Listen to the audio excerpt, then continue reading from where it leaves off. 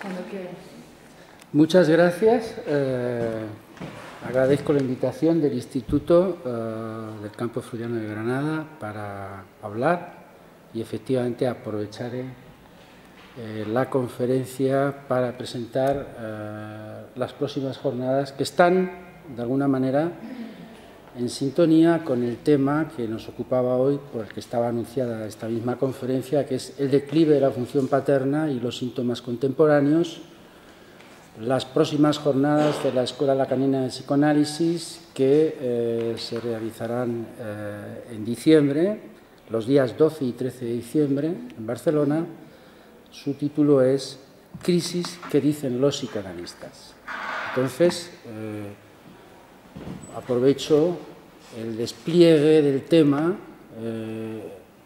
por el que estaba convocado para presentarles al mismo tiempo las jornadas. Agradezco la presentación tan afectuosa, la verdad que me ha conmovido un poco. Voy a hablar de esto también en la conferencia, en un punto, donde voy a hablar también de la fibromialgia como uno de los síntomas contemporáneos, síntoma que es definido así del lado de la medicina, pero que por su amplitud y masividad tiene una importancia clínica destacada. En mi alocución de cierre de las últimas jornadas de la LP, tras haber sido elegido presidente de la escuela, cité a Lacan en su texto Función y campo de la palabra y del lenguaje en psicoanálisis, que decía: mejor que renuncie quien no pueda reunir a su horizonte la subjetividad de su época, pues ¿cómo podría hacer de su ser el eje de tantas vidas aquel que no supiese nada de la dialéctica que lo lanza con esas vidas en un movimiento simbólico, que no conozca bien la espiral a la que su época lo arrastra en la obra continuada de Babel y que sepa su función de intérprete en la discordia de los lenguajes?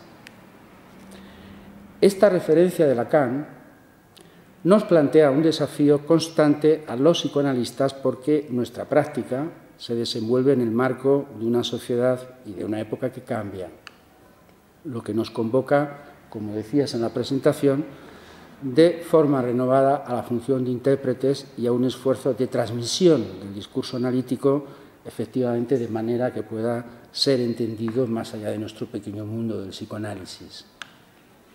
Y por esta razón propuse al Consejo de la LP que nuestras próximas jornadas, las 14 jornadas, tomaran este título, Crisis que dicen los psicoanalistas.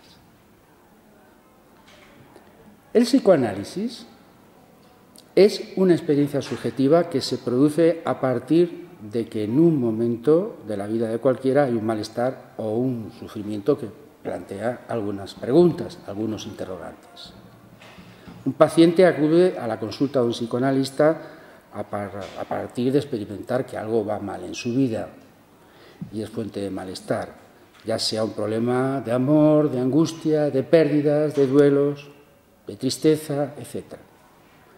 Los psicoanalistas acogemos esa demanda para que el paciente pueda encontrar la manera de buscar una salida a sus impases. Para que esto ocurra, se trata de que el analizante se haga también responsable del problema que le atañe. En esto hay una diferencia fundamental, por ejemplo, con otras orientaciones y otros discursos, por ejemplo, la consulta del encuadre, la que se realiza a un médico, por poner un ejemplo, práctica en la que he estado durante muchos años. El paciente se dirige al médico con la demanda de: mire usted, me pasa esto, dígame usted lo que puedo hacer o de qué se trata, de una solución. Y el médico responde del lado del saber: usted debe hacer esto o prescribir un fármaco o le conviene hacer ejercicio, dieta, estas cosas que siempre se dicen como recomendaciones. La cura analítica es de otro orden. Es una experiencia subjetiva en la que cada uno procura encontrar una solución singular a su síntoma. No hay un universal. como respuesta.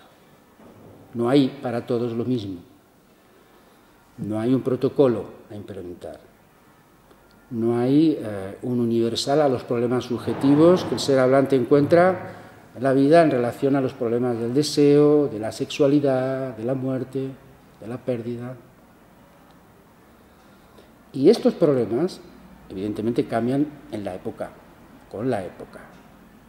No tiene nada que ver la clínica freudiana de principios del siglo XX, finales del XIX, principios del siglo XX. En estos momentos vivimos una época radicalmente diferente, del cual voy a dar algunas coordenadas. Una época de grandes tensiones, a nivel político, a nivel económico, a nivel social. Lo que no es sin consecuencias subjetivas, que es lo que interesa desde el punto de vista del psicoanálisis. Nosotros no hacemos sociología de la época, sino que tratamos de analizar las coordenadas de la época para entender un poco mejor las consecuencias subjetivas y para tratar de hacer la función de intérprete que corresponda. Esto es lo propio del discurso analítico. Ese es el debate que vamos a hacer en las próximas jornadas. Es un debate abierto, es un trabajo para nosotros. Es decir, no tenemos todas las respuestas, por supuesto. Es una elaboración, es un work in progress, se puede decir así, para los miembros de la escuela, los socios de las sedes, para los otros discursos que quieran también conversar con el psicoanálisis. Son unas jornadas de puertas abiertas, efectivamente en un movimiento de apertura, como se señalaba en la presentación, dirigida a otros discursos y a otros interlocutores. Entonces, les voy a presentar la conferencia dividida en 4 partes. Como es una conferencia un poquito larga, aproximadamente me han dicho que tengo que hablar 50-60 minutos, la he dividido en 4 partes que les anticipo. La primera es las coordenadas de la época actual. La segunda es las consecuencias para la subjetividad. La tercera es el retorno de lo que he titulado del puritanismo y la sociedad de control. Y la cuarta parte, brevemente, podremos hablarlo en la conversación posterior, cuál sería el lugar del psicoanálisis en todo esto. Entonces, entro a la primera parte, que son las coordenadas de la época actual. En primer lugar, una de las diferencias más evidentes de la época actual en relación a la época de Freud es la laxitud y la casi desaparición de los ideales que ordenaban la sociedad y las prohibiciones que conocemos de la época victoriana. Freud analizó particularmente las consecuencias subjetivas producidas por las prohibiciones de la moral sexual. Todo lo que sucedía por fuera de la ley del matrimonio monogámico que imperaba era perseguido y considerado incluso como perverso, y para Freud las consecuencias desde el punto de vista de la neurosis tenían como fuente el fracaso en la domesticación de esta sexualidad reprimida. Esto era un poco el abordaje de Freud en esa época de principios, finales del XIX, principios del XX. Esto está cambiando de manera vertiginosa y podemos decir que en las últimas décadas reconfigura ya nuevas formas y vínculos en las relaciones de familia, de filiación y de relación entre los sexos. Casi todo está permitido y el acceso cada vez más generalizado a nuevas formas de goce a través de Internet es un hecho de la realidad. Es la constatación de lo que el psicoanálisis de orientación lacaniana quiere decir cuando plantea que nuestra época lleva las marcas de la decadencia de la función del padre, o dicho de otro modo, el fracaso de los modos tradicionales de la regulación del goce. Y esto lo decimos con un planteamiento que tiene que quedar claro de que no se trata de hacer una añoranza de las viejas épocas. Desde el lado del psicoanálisis, esto no se trata de ningún tipo de añoranza, lo voy a desarrollar más adelante a lo largo de la conferencia. Simplemente se trata de leer estas coordenadas y poder interpretarlas y poder ubicar una clínica y una práctica alrededor de eso.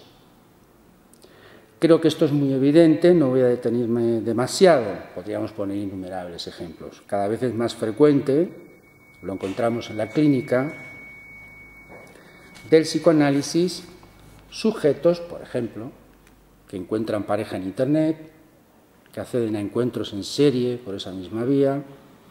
Casi todo lo encontramos en las pantallas. El sujeto contemporáneo vive cada vez más enganchado a esta realidad, más enganchado, más prisionero de un goce autista que las pantallas proveen. Lacan en algún momento dice atornillado incluso. Esta es una de las características del sujeto moderno. Es un sujeto que vive conectado en red y este es un fenómeno absolutamente nuevo. Esto ha sido tratado desde diferentes discursos. Yo recientemente, por diferentes motivos, he visto dos películas que les voy a contar muy brevemente, que nos dan, quizás las han visto también, lo cual sería muy ventajoso, nos permite un poco, porque nos dan las coordenadas, esta realidad que muestran estas películas de la época y también de lo que, hacia dónde vamos. Una es Sane, que se estrenó en 2011, es una película británica, yo la he visto recientemente, pero no es tan actual, hace 4 años que se estrenó, y está dirigida por Steve McQueen. La película narra la historia de un hombre de 30 años, Brandon Sullivan, que vive y trabaja en Nueva York. Es un hombre solitario, que tiene un buen trabajo, no es alguien marginal. Brandon tiene lo que se define en los medios de comunicación y popularmente una cierta adicción al sexo. Hay un consumo desenfrenado de pornografía, de prostitución, de visitas a lugares muy sombríos. Es una vida, la película lo muestra muy claramente, de un hombre joven que tiene un buen nivel de vida, pero al mismo tiempo algo sórdida, algo decadente y un hombre muy solitario. Hasta que se presenta a su hermana de forma inesperada, que es una joven angustiada por determinados problemas relacionados con la vida amorosa, por el amor. Es una mujer que se angustia por el amor. Esto cambia un poco la situación de él. Hay una discusión, hay un enfrentamiento, hay diferentes conversaciones entre ellos donde se insinúan un poco las miserias familiares sin entrar en profundidades. Él, incluso en un momento determinado de la película, intenta tener una relación amorosa con alguien de la oficina, pero no puede. Hacia el final de la película hay incluso una crisis de angustia de él, motivado por un intento de suicidio de la hermana. En un momento de desesperación, cuando la hermana se dirige a él, no encuentra ningún tipo de respuesta y por otro tipo de problemas, hace un intento verdadero de suicidio. Y él se angustia. La película acaba así. Él es un hombre que ha construido como una gran coraza para huir de estas miserias que se insinúan en la misma película. Al final se angustia, pues la película termina en ese punto, quizás en ese punto de angustia finalmente se divide un poco, es la posibilidad, si verdaderamente esa angustia conduce a algún tipo de pregunta, de que pudiera en el psicoanálisis encontrar algún tipo de respuesta a esta vida sórdida y decadente en la que él estaba instalado. Her es más reciente, es de diciembre del 2013, es una película dirigida por Spike Jonze y fue Oscar al mejor guión original el año pasado y nos muestra una tendencia que es interesante tenerla en cuenta. A mí verdaderamente me gustó mucho, personalmente me gustó la película, no sé qué les ha parecido a ustedes, pero a mí me gustó.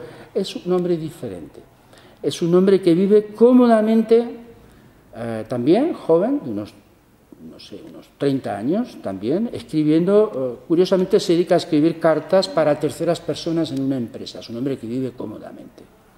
Está en crisis tras una ruptura de una larga relación amorosa y se muestra intrigado. Es un poco por eso digo, muestra la tendencia muy bien, porque frente a la angustia que le produce la ruptura de la relación amorosa, él, que es un especialista también no es un especialista, pero sí es alguien que tiene una buena relación con la tecnología, se muestra integrado por la aparición de un avanzado sistema operativo que está basado en la inteligencia artificial, además. Es decir, no es un sistema tonto que responde mecánicamente, sino que teóricamente, la ciencia está avanzando mucho en esto, por cierto, es un sistema donde hay un feedback entre el que lo utiliza y lo que devuelve el sistema. Este sistema está diseñado particularmente para satisfacer al usuario. Y en este sistema lo que le atrae a él es que se encuentra con Samantha, que es una voz femenina, que es sensible, es divertida, sorprendente, que puede hablar con él y con la que establece una apasionada relación virtual. Está la voz, está la imagen también, pero sobre todo la voz. Y este hombre se enamora.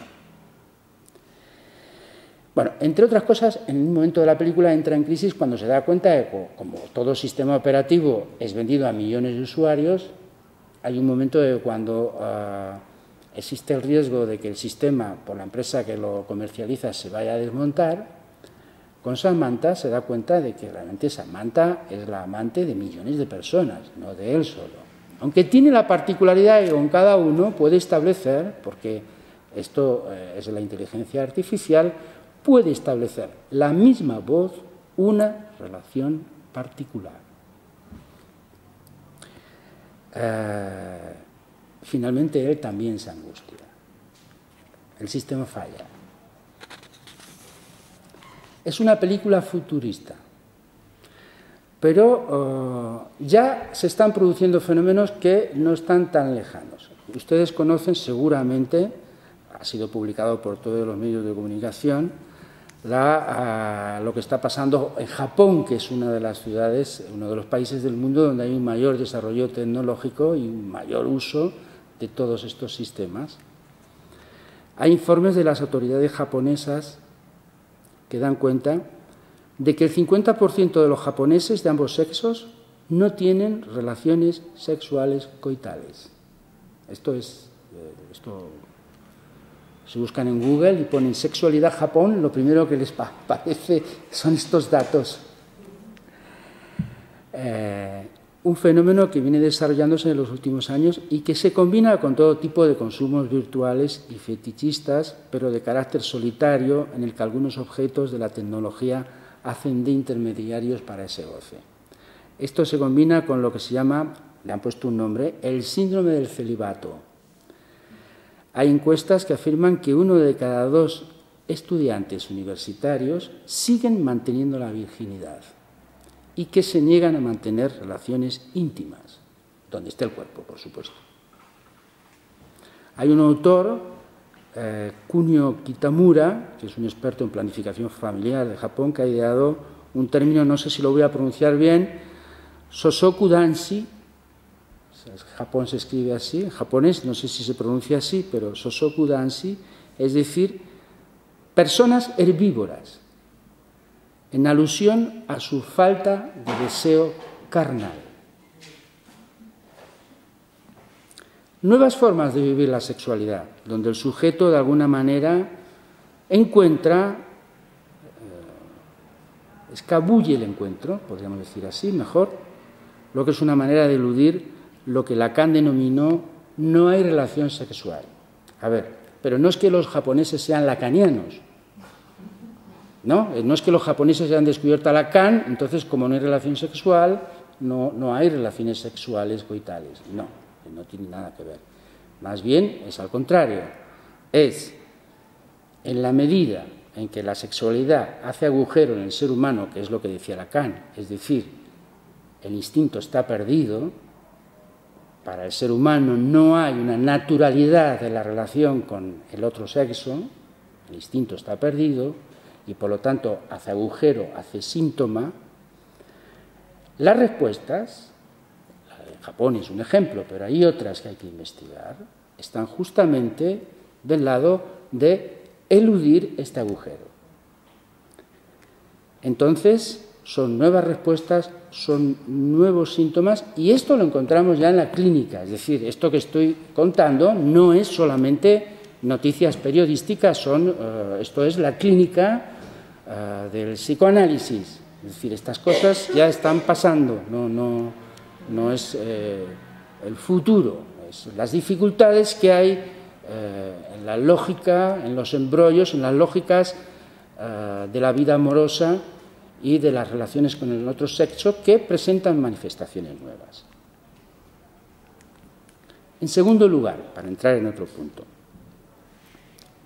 voy a tomar como referencia una parte de la presentación de las jornadas para desarrollarla, que dice lo siguiente: la orientación lacaniana ha podido situar la crisis, que es efecto de la entrada en la hipermodernidad, con la fractura del orden simbólico, la caída de los grandes ideales y su sustitución por la fabricación y el consumo de toda clase de objetos para una satisfacción inmediata y autística. La crisis del orden simbólico y el desorden en lo real de las satisfacciones signan la salida de lo que llamamos el reinado del Padre, de la época en que los sujetos se encomendaban y se regían, aún sin saberlo, según los designios de un gran otro. Hace tiempo que estamos en el más allá del Edipo. Es una forma, digamos, en que estamos planteando lo que he dicho yo antes. El Edipo, el padre, el gran otro ya no son lo que eran y no volverán a serlo. Ahora nos encontramos regidos, capturados por el Big Pharma, el Big Data, el Big Money. La ciencia y el capitalismo dominan la escena. Y la alianza de ambos socava sin cesar el lazo social e incluso la dignidad de lo humano. Son palabras fuertes las que hay en esta presentación. El avance de estos discursos conlleva la aparición de toda clase de recursos para abolir la subjetividad. El desarrollo de las tecnociencias, de la cifra y la estadística, de la producción generalizada de objetos que promueven el goce autista y las adicciones, todo ello no es sin consecuencias. Entonces, Big Data, Big Pharma y Big Money hacen referencia a la alianza y a las consecuencias que el discurso capitalista y el de la ciencia ejercen para encadenar o enganchar, casi esclavizar, podríamos decir, al sujeto al goce que la producción generalizada de objetos de consumo provee. En tercer lugar, quiero detenerme un poquito más en esto para tratar de desarrollarlo y explicar a qué nos estamos refiriendo con esto. Me apoyo en los desarrollos de Jacques Alain Miller, de su enseñanza, sobre todo un texto que está publicado en una de nuestras revistas, freudiana, cuyo título es Psicoanálisis y Sociedad, en el que nos explica Miller cómo para Lacan el lazo social se presenta como discurso. Por eso vamos a utilizar este término de discurso todo el rato, en lugar de referirse a los conceptos freudianos de cultura y sociedad. Lo hace así para huir del espejismo de la sociedad como uno, es decir, como hay una sociedad, e introducir la dimensión de lo múltiple. Este uno de la sociedad, que es un espejismo, integra lo múltiple que Lacan explicará a través de la presentación de diferentes discursos. El concepto de lazo social define, primero, que el sujeto no es por estructura solipsista y autista, porque no hay sujeto sin otro. El otro de los significantes, del lenguaje, de la cultura de alguna manera. y ubica la importancia de cómo hay determinados significantes, palabras en ese discurso que el psicoanálisis nombra como significantes amos, que cambian en función de la época, en función de los contextos. Después voy a señalar cuáles son estos significantes de la época en la que vivimos en este momento. Y segundo, el concepto de lazo social implica en Lacan que todo lazo implica un programa de goce. Es decir, no se trata solo de palabras. Los discursos se fundan en relación a un goce, o mejor dicho, a un modo de goce. Dicho de otra manera, podríamos decir que lo social es el goce, que este es el fundamento de lo social. Es decir, en cada época histórica ha habido, la civilización en cada época ha tenido diferentes modos de gozar. La relación entre unos y otros se ubica entre diferentes modos de gozar. Jacques Lacan lo formula esto a partir de la estructura de 4 discursos que no voy a desarrollar porque sería todo un tema largo, pero sí los voy a señalar simplemente para que lo conozcan.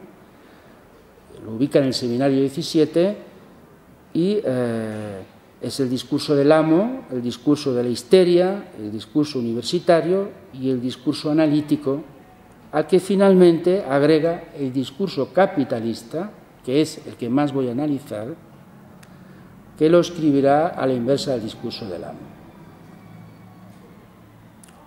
No se trata de desarrollar esto por razones de tiempo, pero quiero subrayar que se trata de entender, por la vía de los discursos, un funcionamiento que regula la relación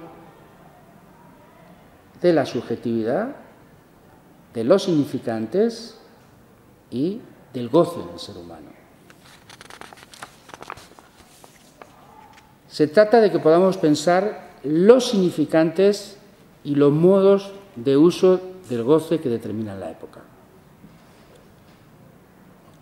Como decía antes, cuando me refiero a significantes amos, quiero decir aquellas palabras o ideas del discurso de la época que marcan la subjetividad, que la determinan, la comandan. Jacques Lacan anticipa que el mercado y la ciencia se convertirán en los nuevos amos que amenazan con reducir el espacio de la subjetividad y al psicoanálisis mismo. Hay que decirlo, luego voy a explicar por qué. Ya hay casi es el fetichismo del mercado, como Marx diría, fetichismo de la mercancía, en otro nivel de la cuestión.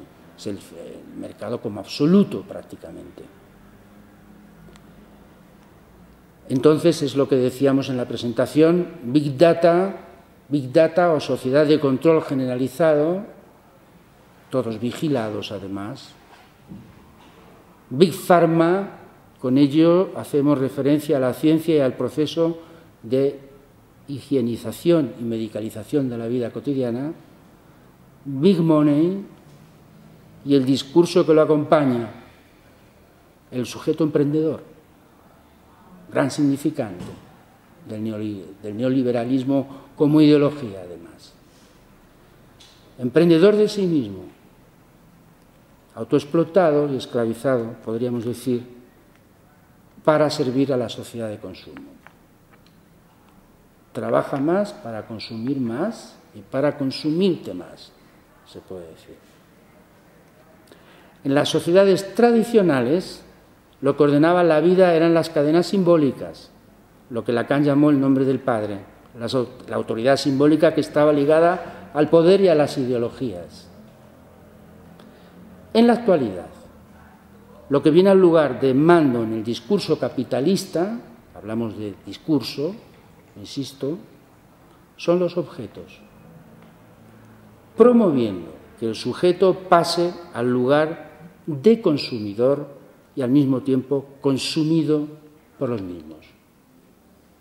Lo fundamental es entender que este discurso funciona en una circularidad que excluye la imposibilidad y, por tanto, es decir, es un discurso que se retroalimenta permanentemente. La civilización actual se destaca por la producción generalizada de objetos para el goce pulsional a una escala nunca antes conocida por la humanidad. Este es un goce que tiene un carácter autístico y anónimo, estereotipado y repetitivo, del que es muy difícil deshacerse porque el mercado lo alimenta incesantemente con nuevos objetos. Pero, ojo, no seamos incautos en esto, no seamos ingenuos. Si este mecanismo tiene éxito, es porque conecta directamente con la estructura del sujeto. Desde el psicoanálisis de orientación lacaniana sabemos que el goce del ser hablante tiene esa estructura, la de ser un goce acéfalo y autístico que siempre pide más.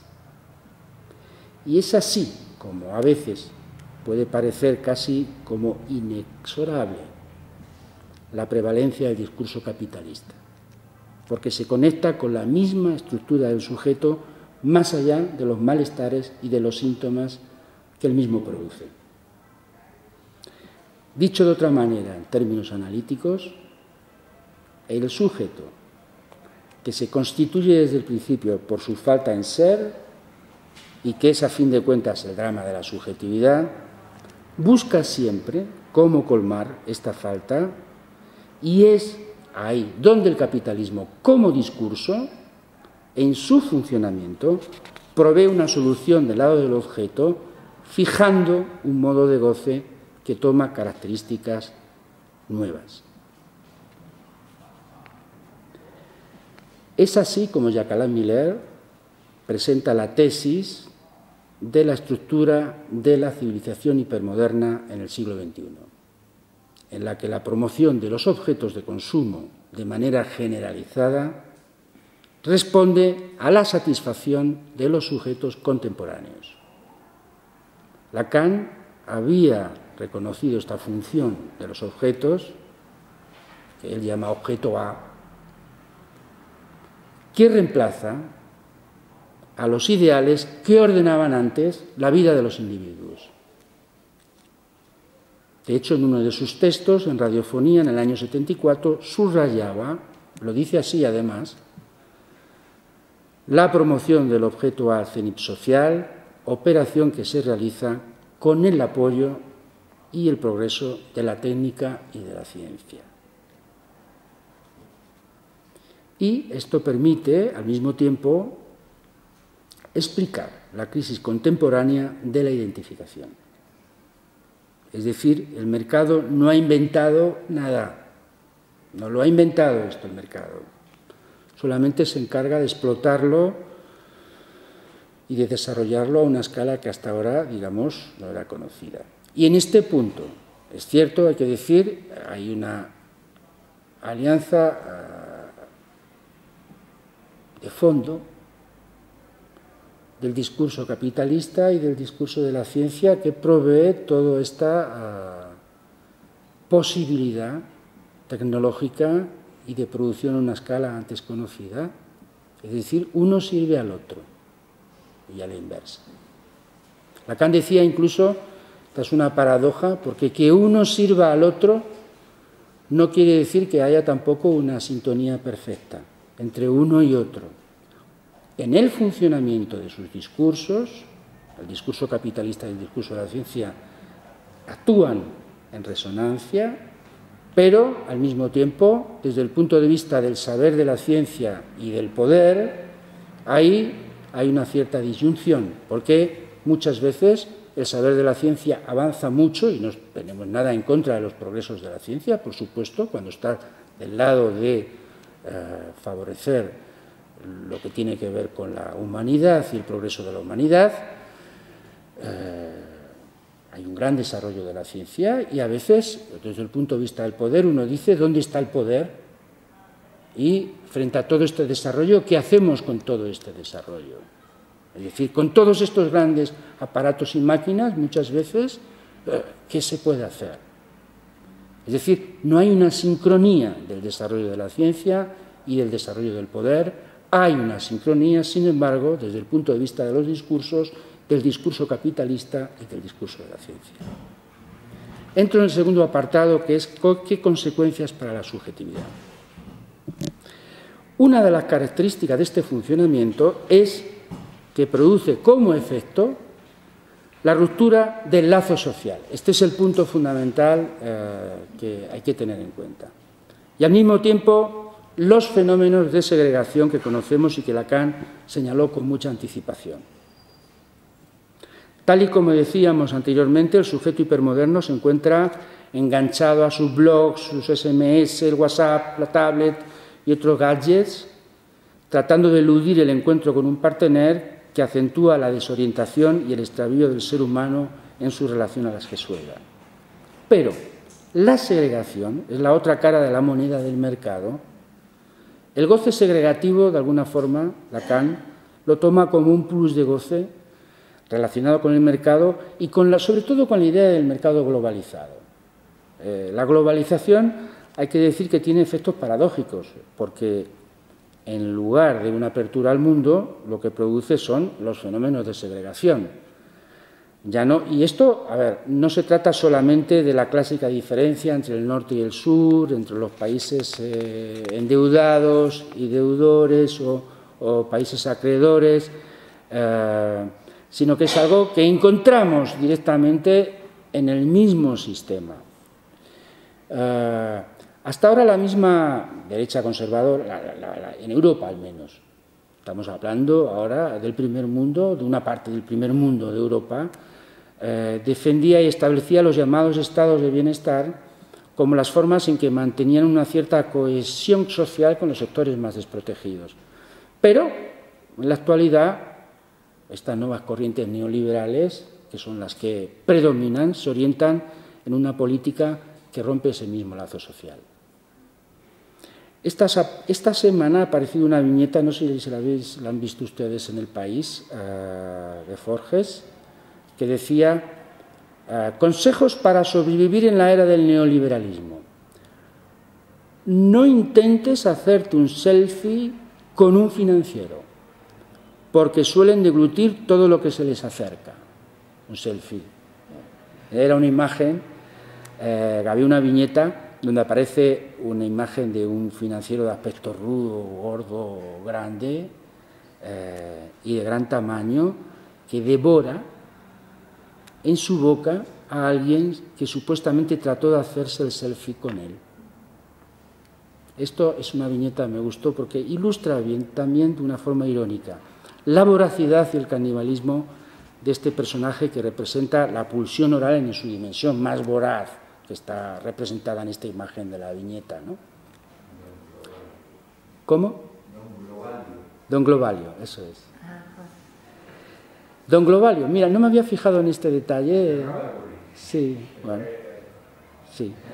Esta semana también ha habido un lapsus, no sé si lo habéis escuchado, de una dirigente del partido del gobierno que en la campaña electoral hace un lapsus que dice: nos ha costado mucho saquear este país.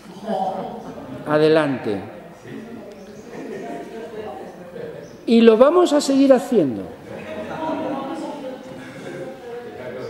Es un hermoso lapsus del sujeto del inconsciente. Aparece donde uno menos se lo espera. Y esta mujer no se lo esperaba. Pero circula, creo que es un vídeo que vi el otro día, es un fenómeno viral, circula de manera masiva, millones y millones de personas lo han podido ver el lapsus. Es como, digamos, los lapsus en el mundo moderno pueden ser escuchados por millones de personas, no solamente por el psicoanalista en la sesión con el paciente en el diván. Recientemente, la Asociación de Directores y Gerentes de Servicios Sociales ha emitido un informe que he podido leer de este año, 2015, según la cual la sociedad española, voy a hablar un poco del país que habitamos y donde la LP tiene su presencia, la Escuela Lacaniana de Psicoanálisis, la sociedad española está caracterizada por la dualización, la desigualdad extrema, la falta de movilidad social y el deterioro de lo público, con una enorme cronificación de los problemas. Según el informe, el 30% de la población, es decir, unos 14 millones de personas, está condenada a vivir en la pobreza o, si no, en una vulnerabilidad permanente, sin esperanzas de engancharse al lazo social. Esto del lazo social lo pone en el informe, hay una parte que habla de lazo social, también debe ser, esto es un lacaniano, un poco lacaniano este término, y cuyos proyectos vitales se han truncado. Vamos hacia un nuevo modelo social, si no cambia la orientación de las cosas, lógicamente esto, vamos a ver qué sucede, en el que los ideales de la modernidad, lo que llamamos la fraternidad, la libertad, la igualdad, dejan de ordenar la sociedad y son sustituidos por otro pilar que emerge con fuerza, que es el de la desigualdad. Estamos asistiendo a una profunda mutación social que deja atrapados en el sótano de la pobreza, esto lo hablaba antes con una compañera que trabaja en un servicio público, a millones de personas. Y esto es lo que en el psicoanálisis, y por esto lo traigo, llamamos del orden de lo real. Este es un real que producirá efectos y tensiones y consecuencias subjetivas a las que tenemos que estar atentos. Jacques Lacan, en un documental, hace un comentario en el seminario 16, que es un seminario que se va a trabajar mañana en el Instituto del Campo Freudiano y que tengo que presentar unos capítulos, y justamente en ellos Jacques Lacan hace un comentario de un documental sobre Calcuta y dice en una parte del seminario: Calcuta, el hambre, eso es lo real. Ese documental, como tenía que preparar el seminario, lo he podido ver una buena parte, y aparecen millones de personas hacinadas, desesperadas. No es la situación de este país, pero sí hay algo del orden de lo real, de la vida, desde el punto de vista de aquello que resulta insoportable para el sujeto y que evidentemente va a generar toda una serie de respuestas y de síntomas y de tensiones a las que el psicoanálisis tiene que estar atentos. Cuando hablamos de crisis, por esto está en el título de las jornadas, no estamos hablando de un cuento chino. No es un cuento chino. Jacques Miller, en una entrevista, decía, cito a Miller en esta entrevista que le hacen, dice: una crisis es lo real desencadenado, imposible de dominar, el equivalente en la civilización de esos huracanes por medio de los cuales periódicamente la naturaleza viene a recordarle a la especie humana su precariedad y su profunda debilidad. Y por esta razón la presentación de las jornadas empieza de esta manera. Dice, el texto comienza de esta manera. Porque en efecto, ¿de qué crisis se trata?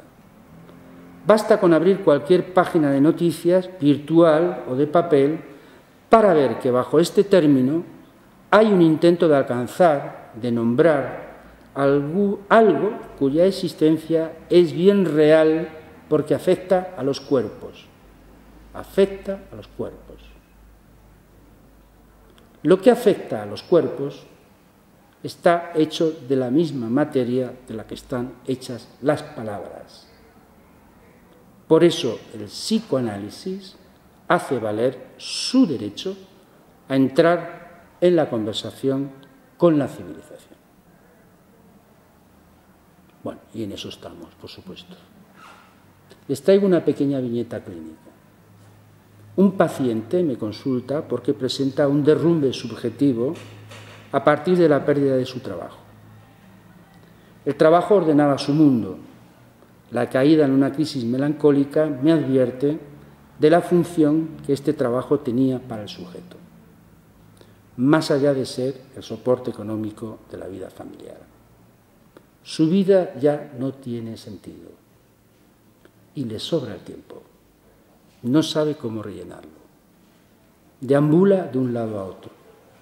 En su circuito ha incluido mi consulta y de lo que se trata es de buscar una reparación a esa falla en su estructura subjetiva. Esto, al menos yo en la clínica lo veo, creo que es la experiencia, no solamente en los servicios públicos, sino también en las consultas privadas con más frecuencias, los efectos que tiene sobre los sujetos, en algunos casos de una importancia muy grande por la fragilidad de la misma estructura del sujeto que se ve afectado por la crisis. Entonces, es fundamental investigar la gran variedad de respuestas de los sujetos a las condiciones de la época, lo que podemos llamar síntomas, que en algunos casos no son tan nuevos, sino que lo son por su alcance y sobre todo por las condiciones de posibilidad de la misma práctica del psicoanálisis. El descubrimiento freudiano, que desarrollará posteriormente Lacan, es, en cualquier caso, que hay algo del goce que no va a favor del sujeto, poniendo en relieve la inadecuación del sujeto y el goce. Siempre hay algo que falla por exceso o por defecto, siempre hay una distancia entre el goce que hay y el que haría falta. Entonces, esta insatisfacción se traduce en una serie de síntomas que traduce el malestar del sujeto contemporáneo sometido al imperativo del mercado: goza y consume. Goza, podría decir, y consúmete a ti mismo. Las manifestaciones clínicas de esto, es decir, del poder del objeto frente al declive de lo simbólico, son muy diversas. Yo solamente voy a señalar algunas cosas. Nos encontramos, digamos, una de las cosas más relevantes, con la adicción como síntoma de la época, lo que quiere decir la fijación de un goce estandarizado por el mercado en sus diferentes formas. Es un síntoma, es el síntoma por excelencia de la sociedad actual frente a las antiguas figuras de la autoridad. Esto va más allá de la clínica clásica de las toxicomanías. No se trata solo de eso. Se trata de un goce sin límite en relación a un objeto preciso, siendo este un objeto cualquiera. Por ejemplo, la adicción a las pantallas, que es generalizada en un amplio sector de la población, permite aparentemente estar más conectados con el mundo, pero al mismo tiempo hace que los vínculos sean cada vez más superficiales y permiten que se mantengan a distancia esos vínculos, lo que Bauman acuñó con el nombre de sociedad líquida. La angustia y los ataques de pánico, otra de las formas que nos encontramos a menudo, sobre todo con la clínica del pasaje al acto, en la que el sujeto no pasa por el tiempo para comprender. Hay un rechazo al saber, en la que el sujeto responde sin ninguna elaboración a la angustia. No hay recursos simbólicos, imaginarios que se pongan en juego. El pasaje al acto puede tomar muchas formas, hay muchos ejemplos, quizás en la conversación, para no extenderme, podemos retomar esto. La depresión, a la nefasta idea del progreso de la civilización, se acompaña la sorprendente paradoja de cada vez más deprimidos, que responde también, en muchas ocasiones, a la lógica de demasiada satisfacción a un sujeto donde el goce obtura el deseo. Los llamados trastornos y síntomas del cuerpo, que han tomado, no porque sean nuevos, ni la anorexia o los trastornos llamados por la medicina trastornos alimentarios, o los trastornos como la fibromialgia, que afectan a más de 1 millón de personas en España, no es que sean síntomas, es decir, hay casos de Freud que podrían ser considerados como casos de fibromialgia, que es el caso de Isabel von der de 1895. Pero lo que es nuevo es la dimensión que toma el síntoma en el cual el cuerpo, frente a la debilidad de lo simbólico o al declive de lo simbólico, actúa en cortocircuito y cuando el sujeto no habla, es el cuerpo el que habla y habla a su manera y habla con síntomas corporales. Y esta es la manera de entender la amplitud y la masividad de toda esta clínica del cuerpo que directamente, inicialmente, se dirige a la medicina, pero que los médicos muchas veces saben que el tratamiento de eso no es médico, puramente hablando médico, sino que se trata de otra cosa. También ahí el psicoanálisis puede ofrecer la posibilidad de la escucha. Y el crecimiento de la clínica de las demandas de los sujetos con psicosis ordinarias, que en su fragilidad requieren una clínica muy fina para evitar sus desestabilizaciones o desencadenamientos psicóticos.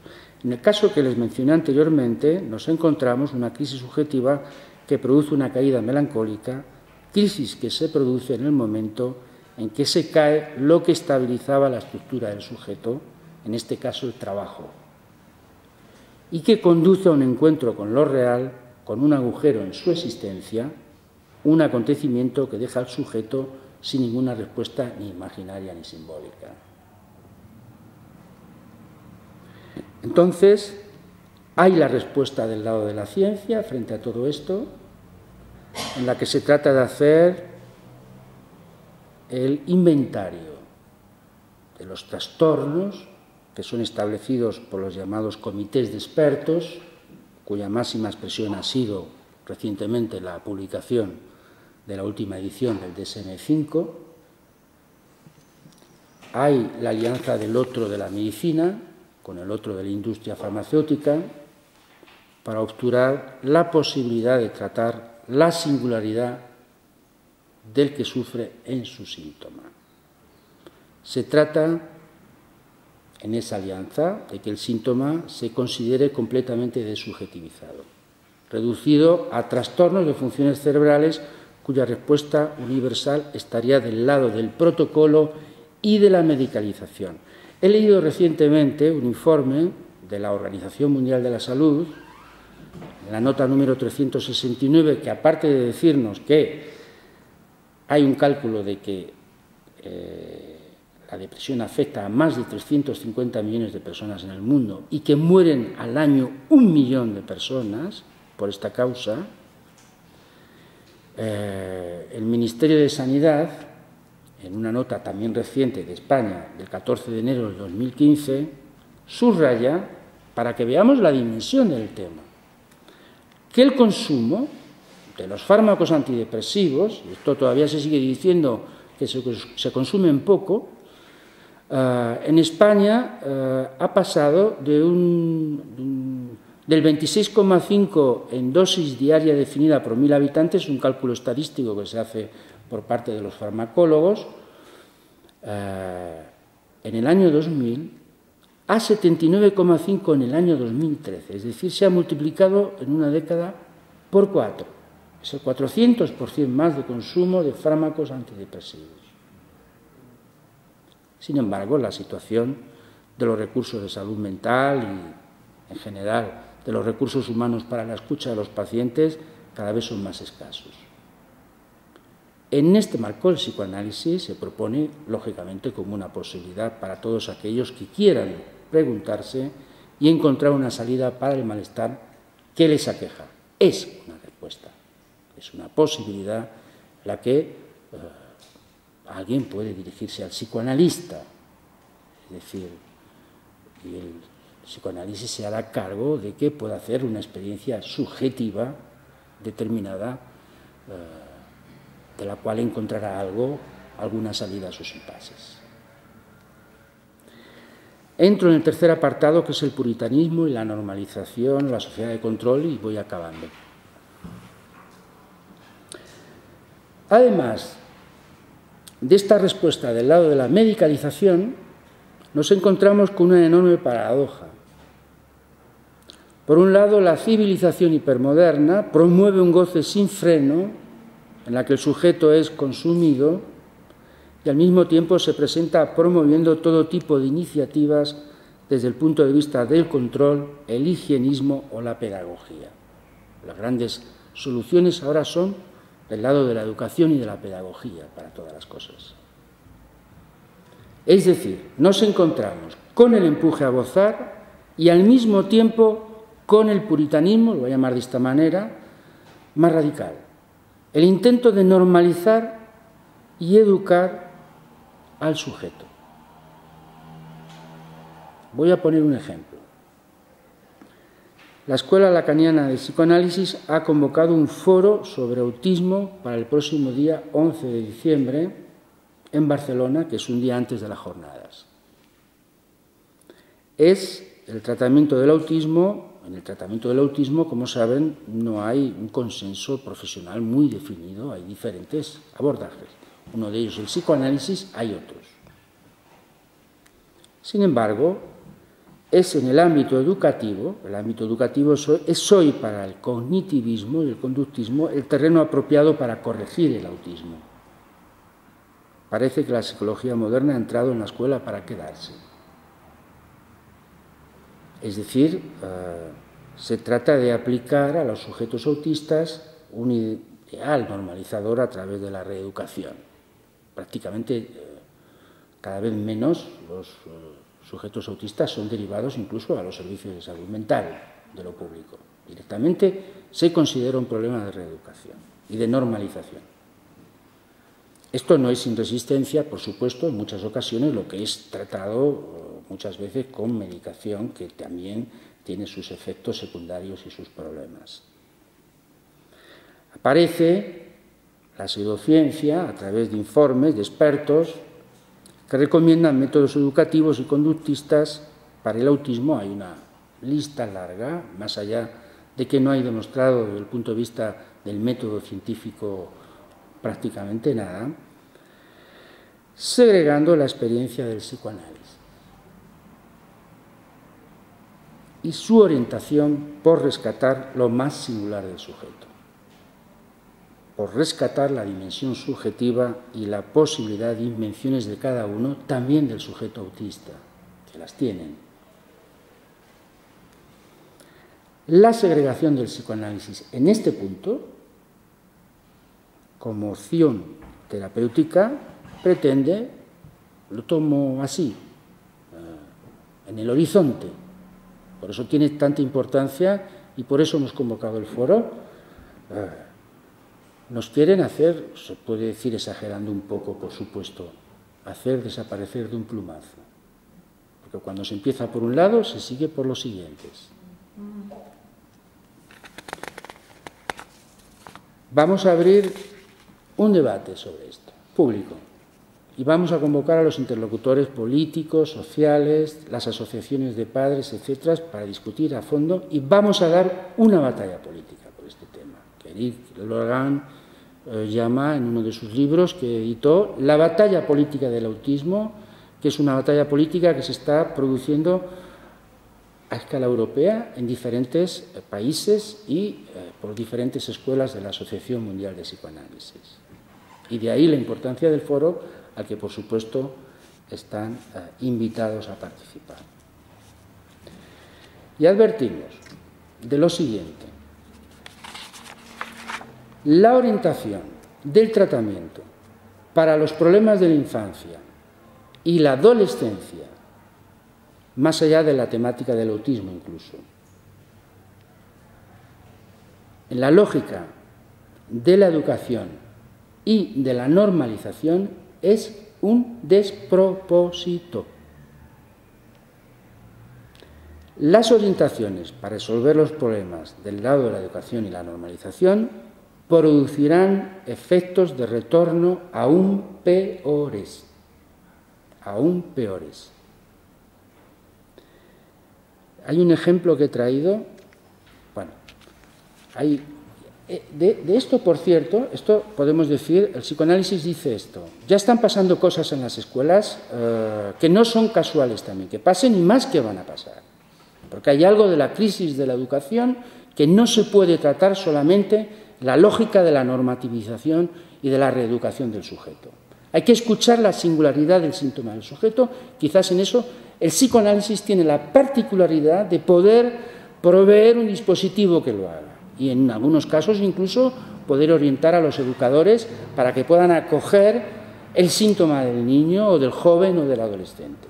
Y si no se hace así, vendrán cosas peores, de las cuales esta misma semana hemos podido conocer desgraciadamente algunas. Os pongo un ejemplo de estas cosas que se dicen y que tardan mucho tiempo en verdaderamente en tomarse nota de estas cosas.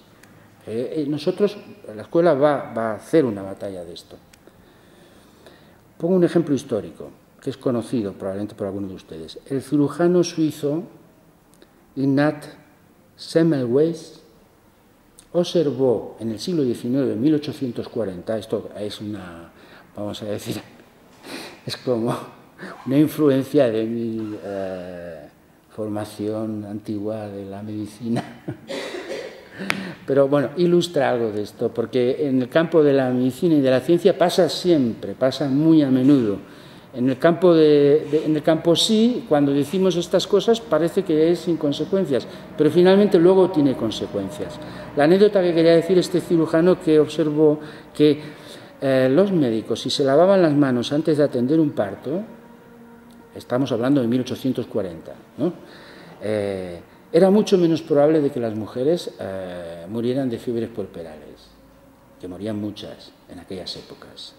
Pasteur no había identificado la naturaleza microbiana de las infecciones, por supuesto. Y los médicos estaban en la sala de necropsias y de la misma manera pasaban a la sala de partos y entonces luego venían todos los problemas. Pero socialmente era este planteamiento del lado de este cirujano diciendo, señores, lávense las manos, una medida tan elemental que ahora es una cosa que se toma del lado de la ciencia, saben todas las precauciones que se toman porque finalmente se descubrió la importancia de esta pequeña medida. Este cirujano fue directamente, no solamente criticado, apartado y segregado en su época del mundo de la medicina, que era un mundo completamente distinto al actual. De hecho, murió medio pobre este cirujano. Finalmente se empezaron a dar cuenta de que una medida muy elemental podía tener efectos muy beneficiosos. Y nosotros decimos, una medida muy elemental como la escucha puede tener efectos muy beneficiosos. Y los que pretendan salir de esa lógica para desplazarse al terreno exclusivamente de la norma, se van a encontrar con efectos de retorno que van a ser muy problemáticos y esto es lo que ya está pasando. Esto es lo que muchas veces leemos en los periódicos, desgraciadamente pasan cosas y seguirán pasando. Por eso, para el psicoanálisis, crisis también significa, desde el punto de vista de su etimología griega, una oportunidad. Así no resulta extraño el psicoanálisis. A ver, no es que seamos amigos de la crisis, pero la tomamos, la crisis subjetiva, en su potencialidad, es decir, en la posibilidad de que alguien pueda hacer un uso de esa crisis para salir de sus impases y verdaderamente hacer algo con eso.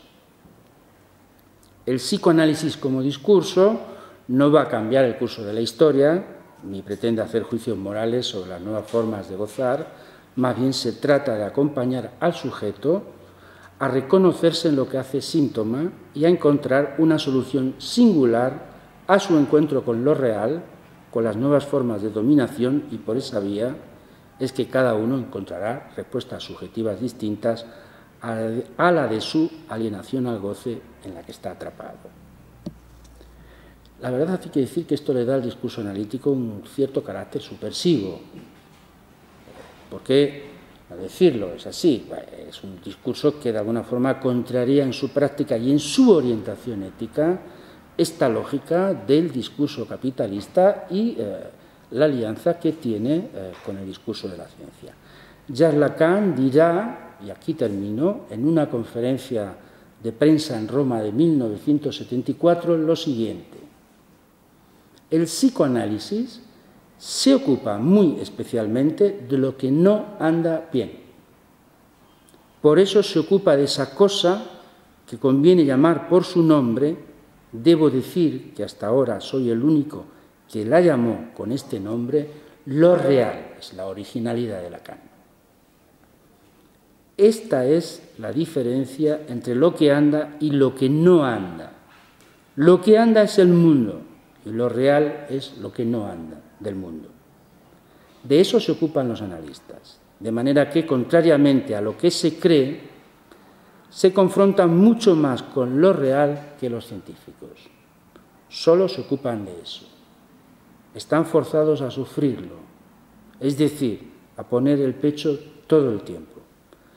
Para ellos es necesario que estén extremadamente acorazados contra la angustia. Y bien, en eso estamos.